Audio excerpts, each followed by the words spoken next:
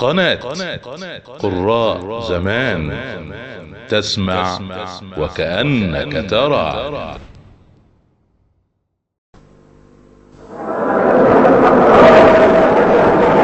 بسم الله الرحمن الرحيم. واصبر وما صبرك إلا بالله ولا تحزن عليهم ولا تك في ضيق مما يمكرون.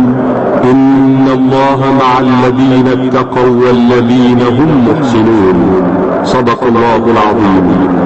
أيها الإخوة المؤمنون، السلام عليكم ورحمة الله وبركاته. نحييكم من هذه الرحاب الطاهرة، من رحاب مسجد الحاج محمد الريس بمدينة المطرية بمحافظة الدقهلية. وقد جاءت إذاعة القرآن الكريم بدعوة كريمة من أهل هذه المدينة. إخوة الإيمان، إن الله عز وجل إذا أحب عبدا ابتلاه، فإذا صبر اجتباه وإلى أعالي الجنان رقاه، واستحى أن ينصب له ديوانا أو ينشر له ميزانا فأدخله الجنة وعلاه. وصدق رسول الله صلى الله عليه وسلم عندما قال: أشد الناس بلاء الأنبياء ثم الصالحون ثم الأمثل فالأمثل. صدق رسول الله صلى الله عليه وسلم، والحديث رواه الإمام مسلم. وكتب بعض الحكماء إلى صديق له: إنك لن تنال ما تحب حتى تصبر على ما تكره، ولن تنجو مما تكره حتى تصبر على كثير مما تحب. إخوة الإيمان، خير مستفتح لهذه الأمسية الدينية تلاوة قرآنية مباركة يتلوها علينا فضيلة القارئ الشيخ محمد عبد الوهاب الطنطاوي. أعوذ بالله من الشيطان الرجيم.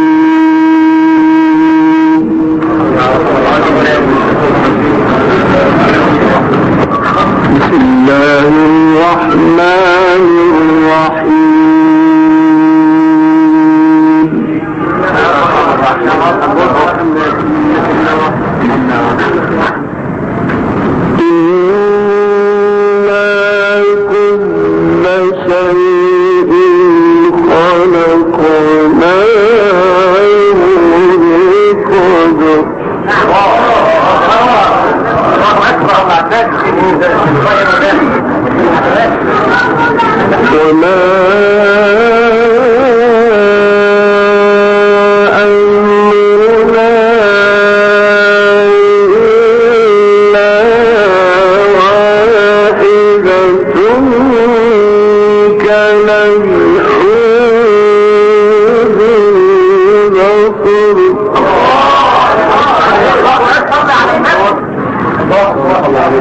ولقد أهلكنا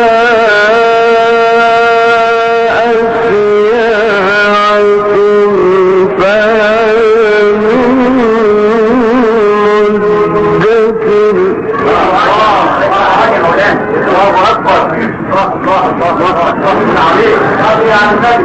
وكل شيء فعلوه في الزور وكل صغير وكبير مستقر.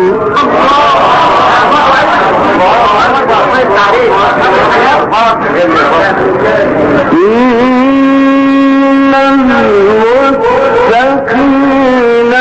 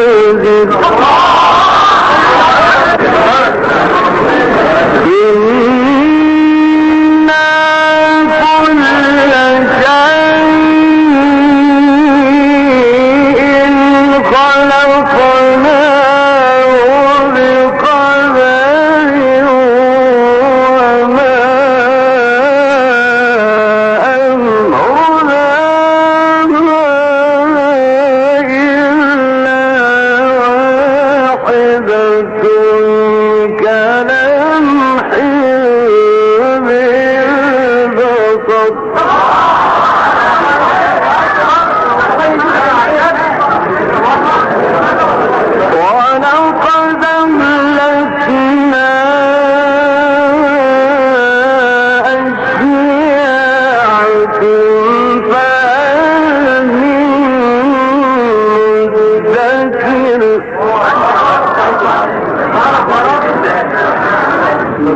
وكل شيء فعلوه في الزبر وكل صغير وكبير مستقر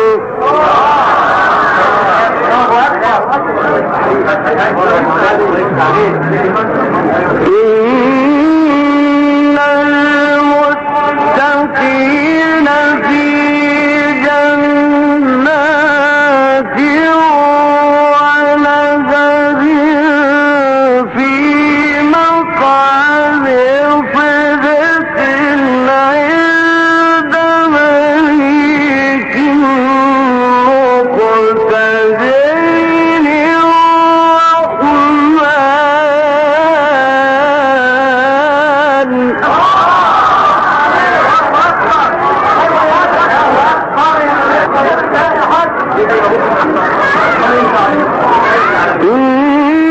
إن المتقين في جنات ونهر في مقعد صدق عند مليك مقتدر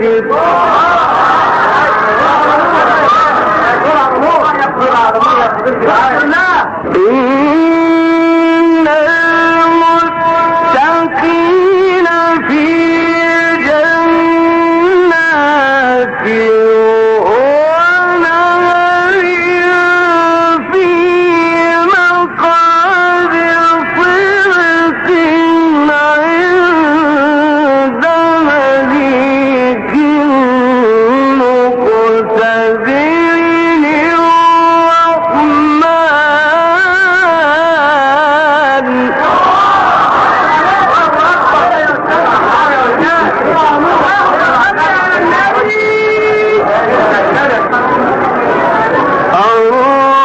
الرحمن علم القرآن خلق الإنسان علمه البيان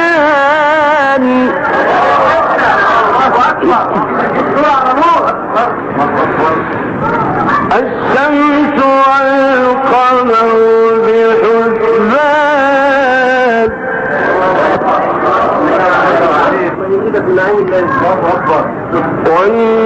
والنجم والشجر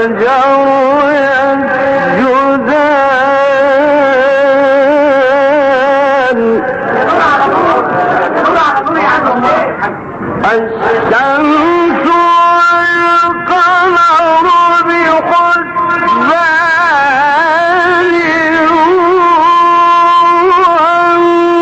والنجم والشجر يسجدان والسماء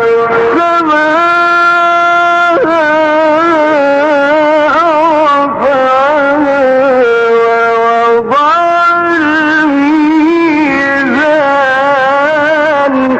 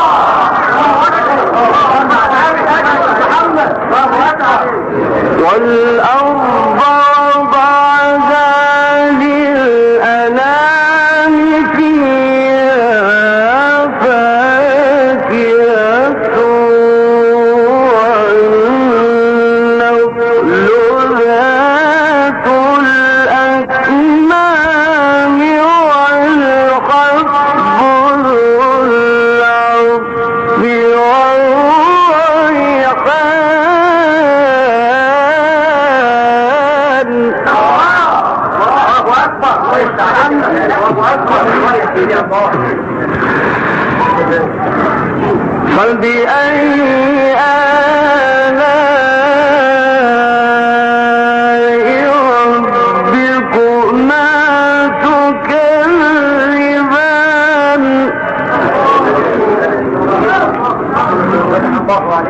خلق الإنسان من صلصال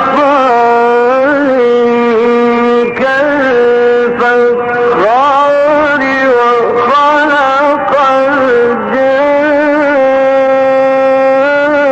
الجن من مارج من نار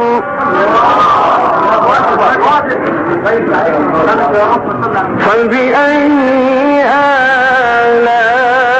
آلاء ربكما تكذبان رب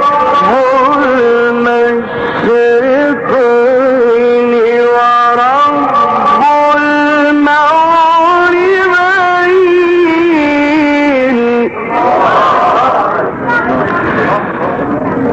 فبأي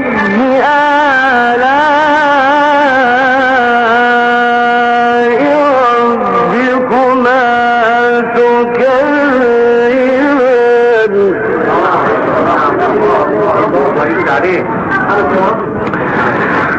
مرج البحرين يلتقيان بينهما برزخ لا يبغيان فبأي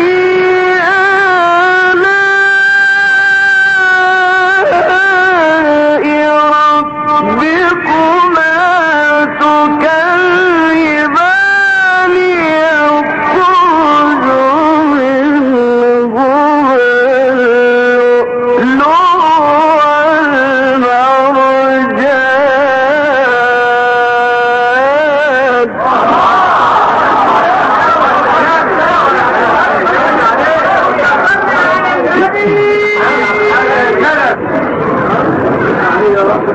مرج البحرين يلتقيان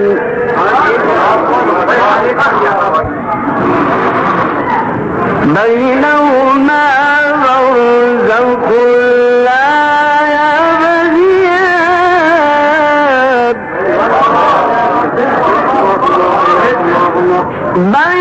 بينهما برزخ لا يبغيان فبأي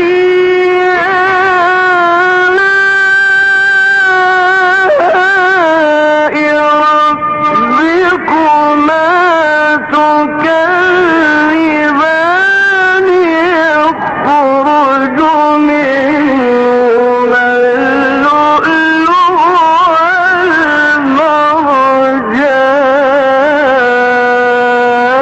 والمرجان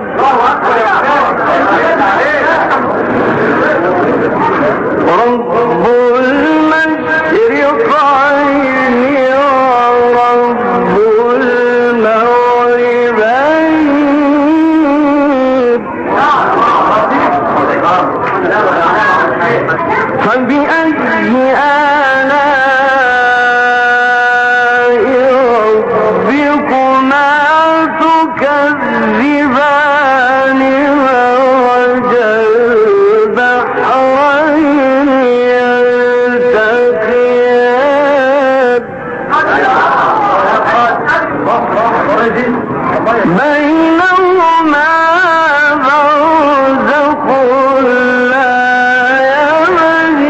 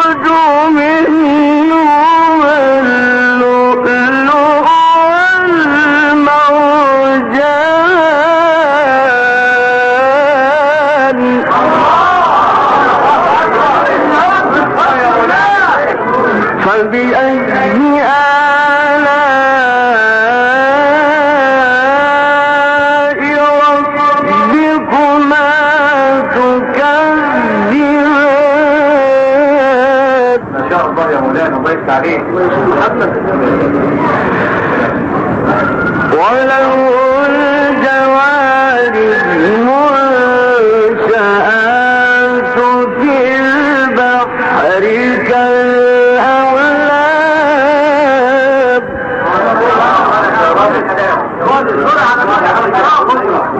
وله الجوار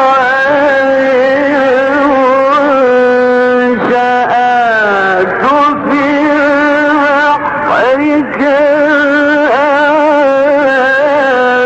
فبأي آلاء ربكما تكذبان؟ كل من عليها فان.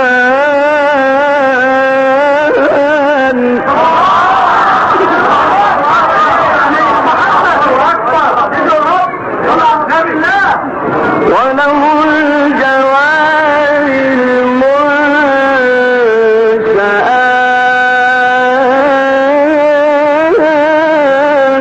في البحر كالأعلام.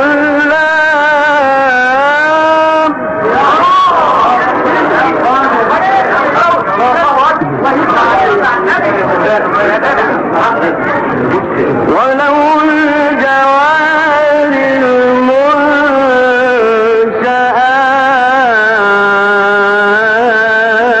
المنشآت في البحر كالأعلام.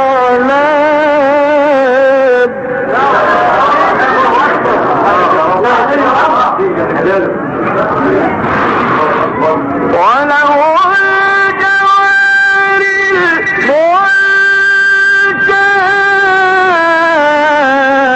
المنشآت في البحر كالأعلام.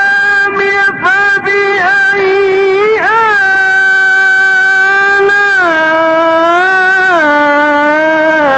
آلاء ربكما تكذبان؟ كل من عليها فان.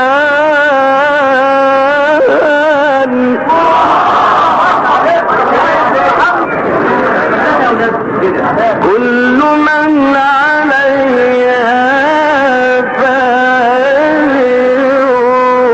ويبقى وجه ربك ذو الجلال والإكرام.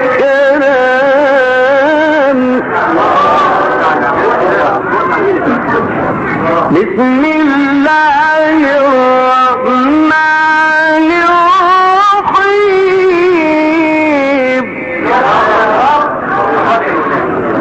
بسم الله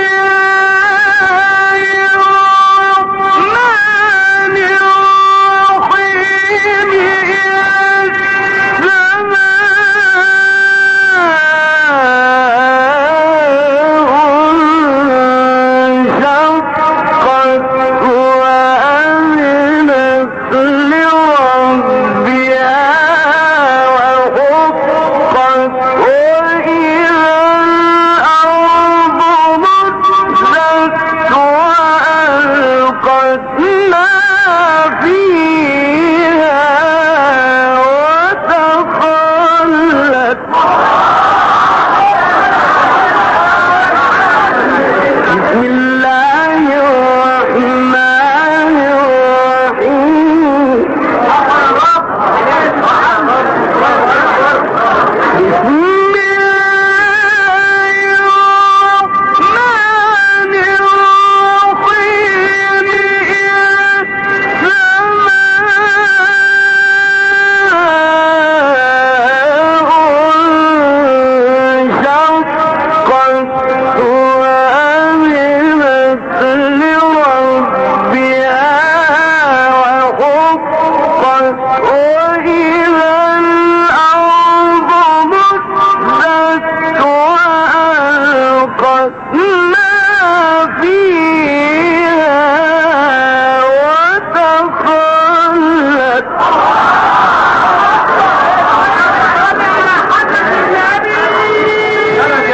وأذنت لربها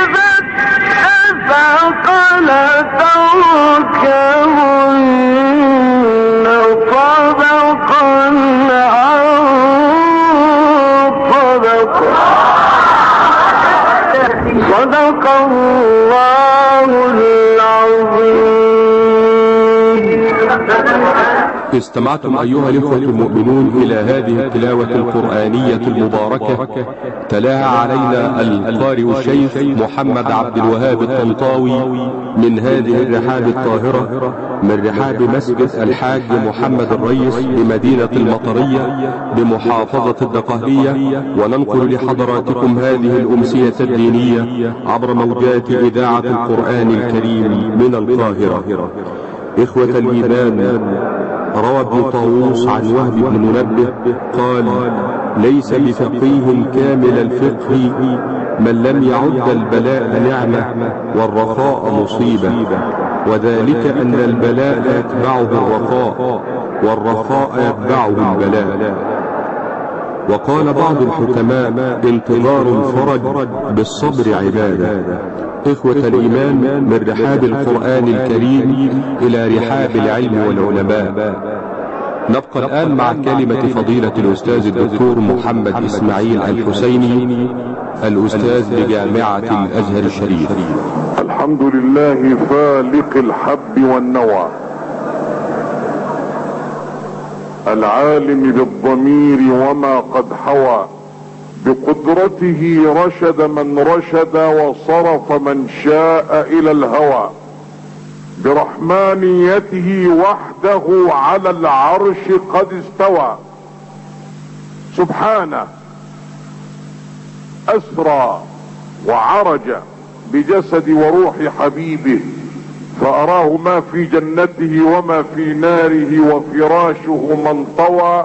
واصلي واسلم على سيدنا محمد الذي لا ينطق عن الهوى، واشهد ان لا اله الا الله واحد لا رب سواه، اقام كما ترون هذا الوجود، كل شيء فيه دليل على الموجود، كل ذرة فيه تصيح بالشهود، اذ انه في الحقيقة لا معبود الا الله. الهي اياما كلما نودي اجاب، ومن بجلاله ينشي السحاب، ويا من رد يوسف بعد بعد، وكان ابوه ينتحب انتحابا، وكلم في الدجى موسى بلطف كلاما ثم الهمه الخطابا، ويا من خص احمد واصطفاه واعطاه الرسالة والكتابة، لك الفضل المنين على عطاء مننت به وضاعفت الثواب. اصلي واسلم على الحبيب المصطفى الذي وجهه اضوأ من شمس الضحى وانور من بدر الدجى، فهو نور الورى وصاحب مقام قاب قوسين او ادنى. قال فيه حسان: اغر عليه للنبوة خاتم من الله من نور يلوح ويشهد، وضم الاله اسم النبي الى اسمه اذا قال في الخمس المؤذن اشهد، وشق له من اسمه ليجله فذو العرش محمود وهذا محمد. وعلى الآل وعلى الصحب الذين هم ليوث الهدى وغيوث الندى، ما ذر شارق ومن بجس بلسان الحقيقة ناطق. اما بعد، استمعنا الى سورتين من كتاب الله عز وجل. الاولى سورة اختصت باظهار اعجاز القدرة الالهية في الملك والملكوت،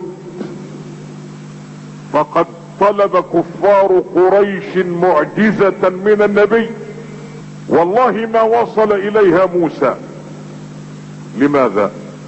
لان موسى عندما اتجه مشرقا هو وقومه، قل نضرب بعصاك البحر فانفرق كل فرق كالطود العظيم، البحر على سطح الارض، وعصا موسى طالت البحر، والفاعل في الحقيقة هو مين؟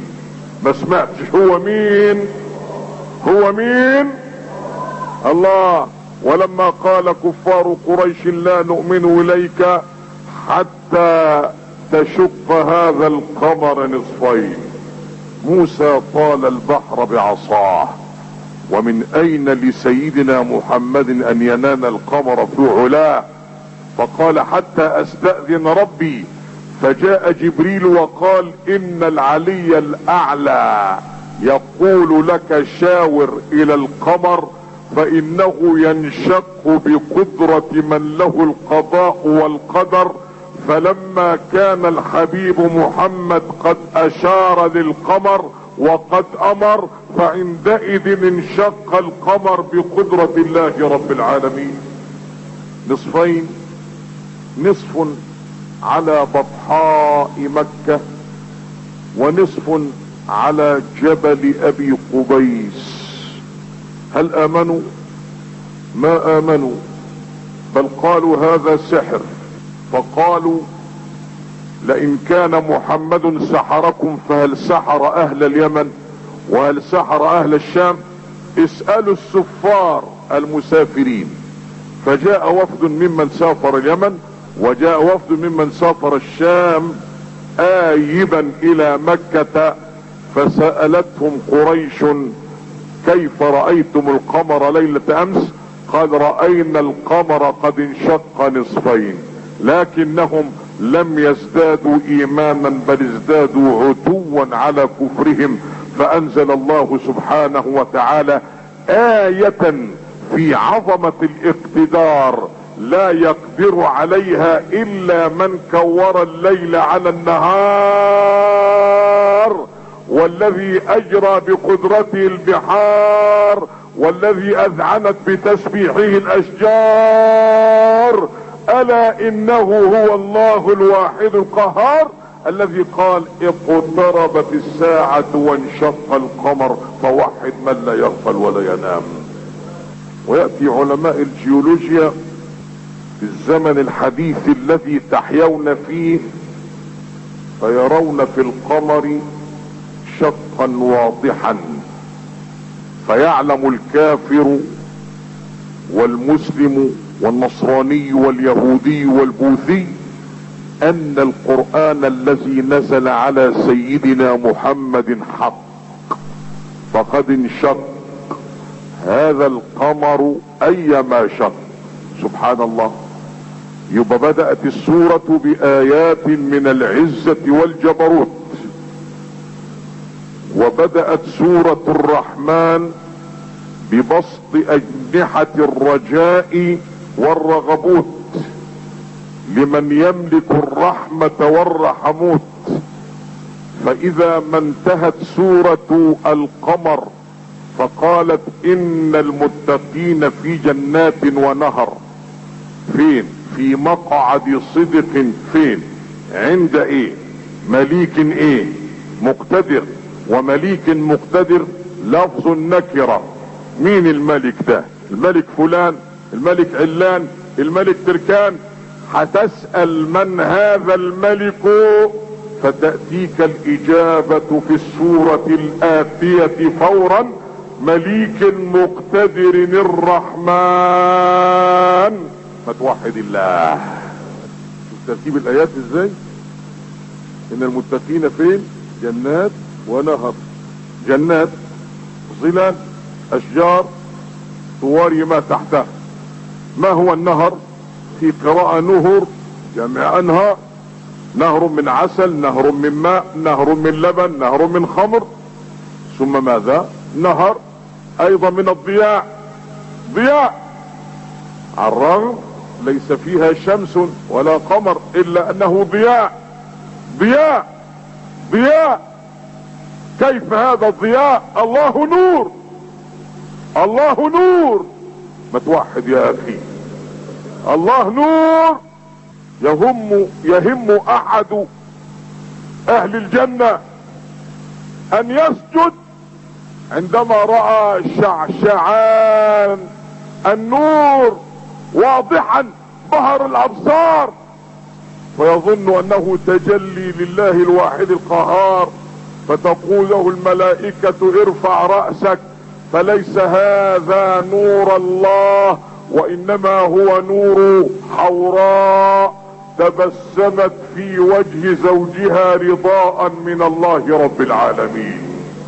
يا سلام. نهر فين؟ في مقعد صدق. يبقى في مقعد كذب؟ في مقاعد الدنيا معظمها كذب.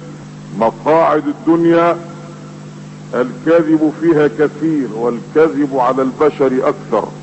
ولكن لماذا سمى الله مقاعد اهل الجنة مقعد صدق؟ لماذا؟ لان الذي اخبر عنها اصدق القائلين وهو الله رب العالمين، وانبأ عنها سيد العالمين وهو رحمة الله للعالمين.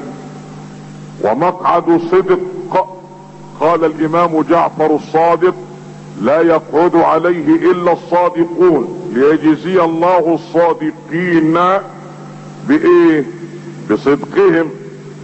ومقعد صدق لا يسمعون فيها لغوا ولا تأثيما الا قيلا سلاما سلاما. ومقعد صدق قال القرطبي في تفسيره: يدخل اهل الجنة كل يوم على ربهم وقد جعل لهم مقاعد صدق، فيقرؤون القرآن على المليك المقتدر، ويستمع الله الى قراءتهم لا على سبيل التعبد ولكن على سبيل التلذذ، فهل هنالك ألذ من ذكر الله؟ فوحد من لا يغفل ولا ينام. مقعد صدق عند من؟ عند مليك مقتدر. كان الناس اذا اقترب احدهم من الملك فلان او من الرئيس فلان يتيه على البشر قاطبة، خلي بالك من الكلام. وانما تقرب الملوك تقرب من تخاف من مكرهم ومن مؤامراتهم، فتجعله تحت تدبيرهم حتى لا يغدر بهم. هذا ملك قادر. ولكن اذا كان الملك مقتدرا فان الله لا يخاف بطش احد، ولا يخاف انقلاب جيش، ولا يخاف مؤامرة، ولا يخاف مظاهرة، لان ملك الملوك من؟ ما سمعتش؟ خالق الكون من؟ رافع السماوات من؟ باسط الارض من؟ الذي رفع السماء من؟ استوى على العرش من؟ خالق الجنة من؟ خالق النار من؟ لا اله الا من؟ الله. وبالتالي مليك مقتدر يقدر على كل شيء ولا يقدر عليه شيء. مليك مقتدر اسمه الرحمن. ولذلك الآية ختمت بأن الرحمن اسمه، فقال في آخر سورة الرحمن: تبارك اسم ربك ذي الجلال والإكرام. اسمه ايه؟ الرحمن. الله. ايه الرحمن؟ ايه الرحمن؟ وايه الرحيم؟ الرحمن اسم يعادل لفظ الجلالة الله. اللهم ارزق مصرنا الامن والامان والسلامة والاسلام. اللهم ارزق مصر حاكما يخشاك، واجعل شعبنا يخشاك ويعبدك كأنك يراك، كأنه يراك يا رب العالمين. اللهم ارزقنا التقوى فإنها الأساس الأقوى. آت نفوسنا تقواها يا خير من زكاها، وأجب منا دعواها، وكفف منا شهوتها وطغواها. اللهم يا الله يا الله يا الله حسن أخلاقنا ووسع أرزاقنا، واهد أولادنا، واستر بناتنا، واهد أزواجنا، واهد زوجاتنا، واحسن ختامنا. لا تدع في المسجد مريضا الا شفيته، ولا ضالا الا هديته، ولا غريبا الا رددته، ولا صالحا الا قبلته. ولا ضالا إلا قبلته وهديته، واجعل خير أيامنا يوم أن نلقاك. استمعتم أيها الإخوة المؤمنون إلى كلمة فضيلة الأستاذ الدكتور محمد إسماعيل الحسيني، الأستاذ بجامعة الأزهر الشريف، من هذه الرحاب الطاهرة، من رحاب مسجد الحاج محمد الريس بمدينة المطرية بمحافظة الدقهلية. وننقل لحضراتكم هذه الأمسية الدينية عبر موجات إذاعة القرآن الكريم من القاهرة، ومن رحاب العلم والعلماء إلى رحاب الابتهال والدعاء. نبقى الآن مع فضيلة المبتهل الشيخ رفيق علي المكلاوي. لا إله إلا الله وحده لا شريك له، له الملك وله الحمد، يحيي ويميت وهو على كل شيء قدير. اللهم اغفر ذنوبنا واستر عيوبنا واشفنا من جميع أمراضنا ويسر أمورنا وفرج كروبنا ووسع أرزاقنا واختم بالباقيات الصالحات أعمالنا يا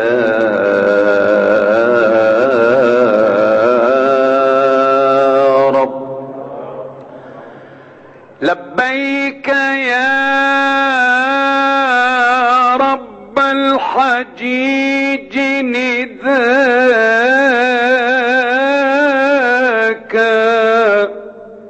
وأذان إبراهيم إذ لباك.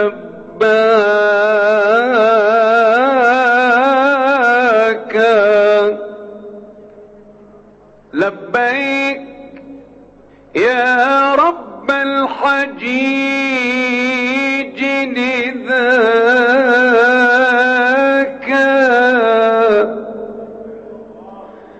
وأذان إبراهيم إذ لباك.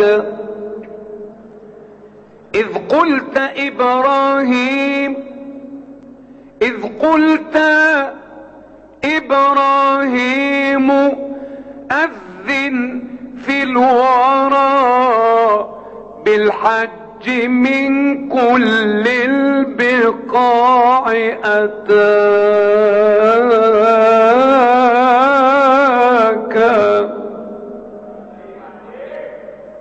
إذ قلت إبراهيم أذن في الورى بالحج من كل البقاع أتاك،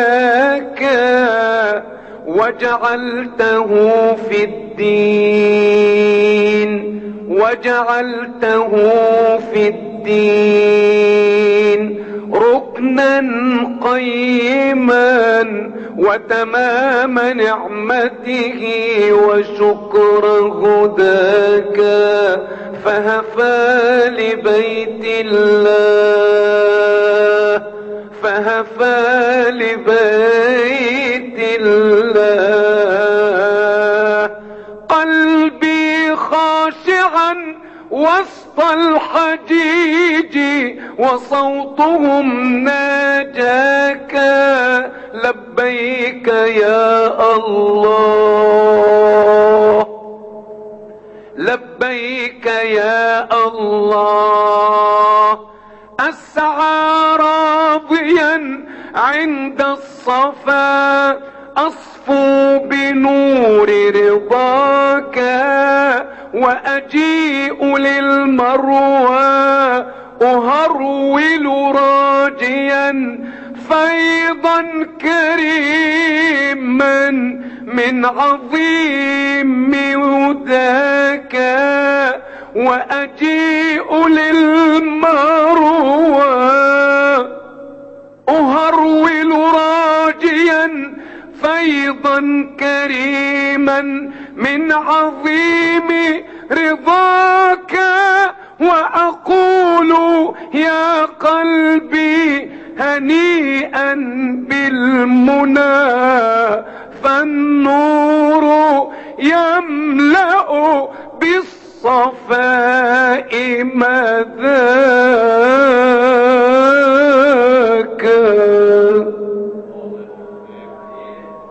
وأقول يا قلبي هنيئا بالمنى، وأقول يا قلبي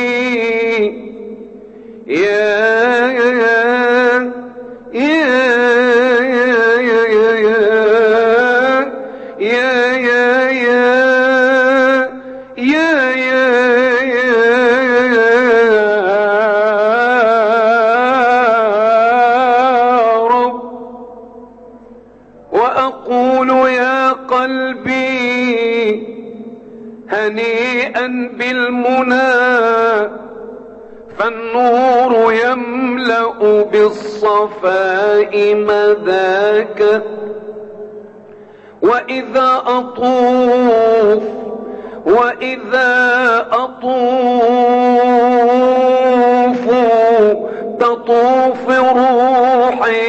تطوف روحي فرحة، والدمع مقياس الشعور هناك.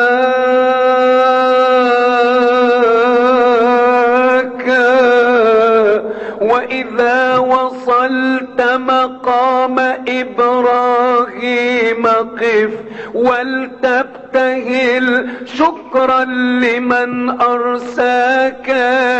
اخشع إذا تسعى، اندم إذا تسعى، اخشع إذا تسعى هنا، فلربما خطو الحبيب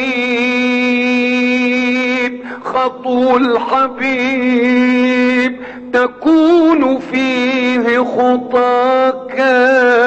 فإذا وصلت مقام إبراهيم قف، ولتبتهل شكرا لمن أرساك. يا رب فاقبل سعينا وصلاتنا، يا رب فاقبل من أتى ودعاك.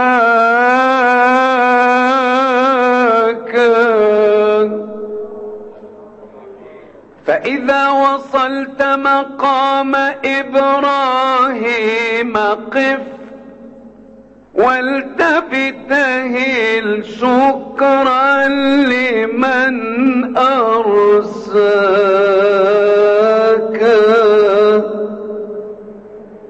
وصل فيه وذق حلاوة فيضه، واستغفر الله الذي أعطاك. صلى عليك الله يا خير خلق الله، صلى عليك الله يا علم الهدى. ما قام حب في الدجى ودعاك.